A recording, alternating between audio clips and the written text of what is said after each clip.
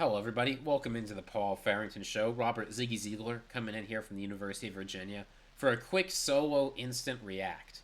And I'm sorry if I sound a little bit stuffy or congested. I've been under the weather. But this is just too big of news to not react to. So let's just get right into it. Deebo Samuel has been traded to the Washington Commanders. The Commanders are giving up a fifth-round pick for Deebo Samuel. Just to get into a couple of the nitty-gritty numbers before we talk about the impact on both sides, the 49ers will be taking a $31 million dead money hit, moving off from Deebo Samuel. The Commanders will only owe Deebo about $7 million against the cap this year, and the contract voids next year, so they'll owe him $16 million when he won't be on the team next year, unless they extend Deebo. Now, there's a lot to say about this deal on both sides, but the headliner side, no doubt, is the Washington Commanders. So that's where we're going to start. Why would they make this trade, and why are they making it now? I think there's two factors that go into it. One is they're in a sort of unique position to justify acquiring Deebo Samuel. They've got $82 million in cap space before this. They'll still have plenty left afterwards. So this isn't a huge acquisition for them. They're only giving up a fifth-round pick for Deebo, which is not so much. The other thing is the offense needs to improve around Jayden Daniels. You have, with the Commanders right now, simply put, the most exciting young quarterback in the league. The single most exciting. There is no young quarterback you would rather have than Jayden Daniels after what he showed you last year. So you need to make things as good as possible around him while you still have him on that rookie contract. Those things don't last forever. And we've seen with plenty of franchises, once you have to start paying your quarterback big money, you have to make tough choices. That's actually the situation the 49ers are in right now. But with Jayden Daniels, you've still got plenty of years. He's locked through 2028, basically, on an affordable contract. So adding somebody like Deebo now to make things as good as possible around him, when you already made the conference championship last year, makes a world of sense, in my opinion. I think this is a great acquisition for them. So that's how it works out financially, but he fits very well into the team, too. So Terry McLaurin is an excellent downfield threat. He's one of the best downfield threats in the NFL. And of course, there's other ways you can use him, but that's really what Terry McLaurin excels at. That's why you look at that guy and say he's one of the best wide receivers in the NFL. Something natural to complement that the Commanders just didn't have is a underneath, yards after catch, bruiser type player. That's who Curtis Samuel was supposed to be for them, but the Curtis Samuel signing was a disaster. You just got the guy that Curtis Samuel was supposed to be.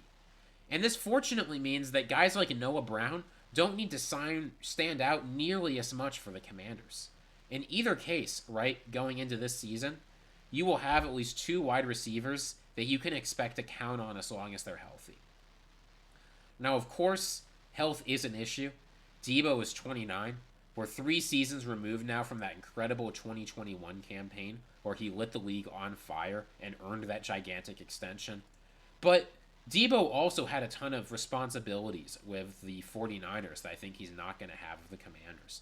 The Commanders can afford to use him a little bit more lightly. They don't need to wear him out like the 49ers did. They don't need to use him, for instance, as a running back because every running back on the team keeps getting hurt. I also just think that it'll make sense for the Commanders to target a wide receiver in this draft. Now, it's not nearly as urgent now that you've added Deebo Samuel, who even in an off year like 2023 can still print a dozen touchdowns. But both Deebo and Terry McLaurin are 29 years old. So I think getting a little bit of youth in that room still makes sense for the Commanders. The good news, though, is that now you're no longer tied up. You don't have to go into the draft saying we need to take a wide receiver early or else. There's plenty of opportunities for both of these teams to improve off of this. So if you're the Commanders, I think you're very happy adding Deebo here. He fits a lot in what you want to do. Even though he's 29, I still think there's a few good years left in him. I think extending him could make sense. Or they can let him walk. They have the money to do either of those things. In general, the Commanders, I think, added an impact player without overcommitting. It's the exact same thing they did with Marshawn Lattimore last year. Add an aging guy who still has a few years left in him and use that cap space not to overpay for a free agent. Free agents are usually bad acquisitions. That's just how it is. But rather to add a player that you know is going to be able to produce for a while for you. So I love this trade from the Commanders side. And I think you can get an even better sense of why they're doing it by considering why the 49ers did this. The 49ers like Deebo.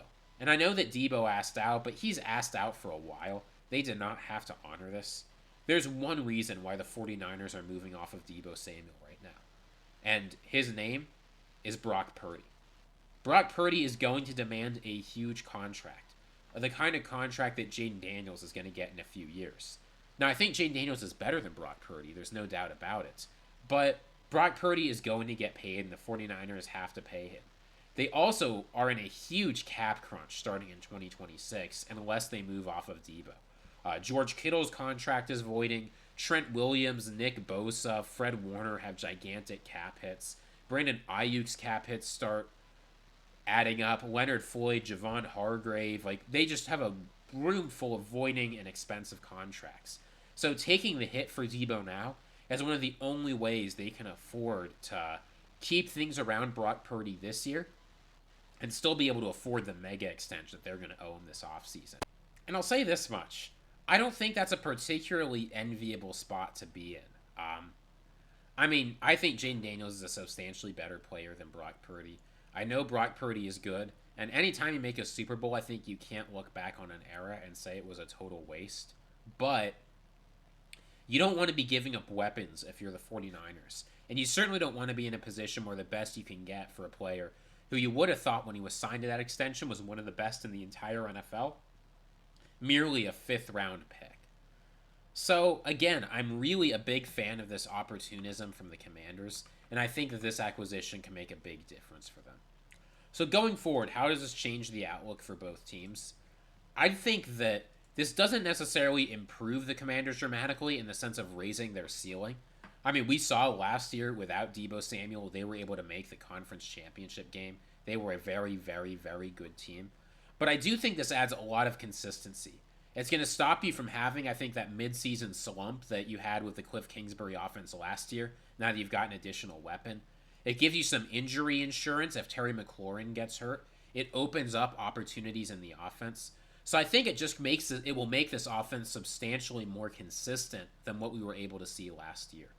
Now, the Commanders still have work to do. Adding Deebo Samuel is not enough to make this offense what they want it to be. There's still plenty of areas you can target for acquisition. I think you still could use a wide receiver 3. There's still plenty of additions to make on defense. There's a lot that could be said.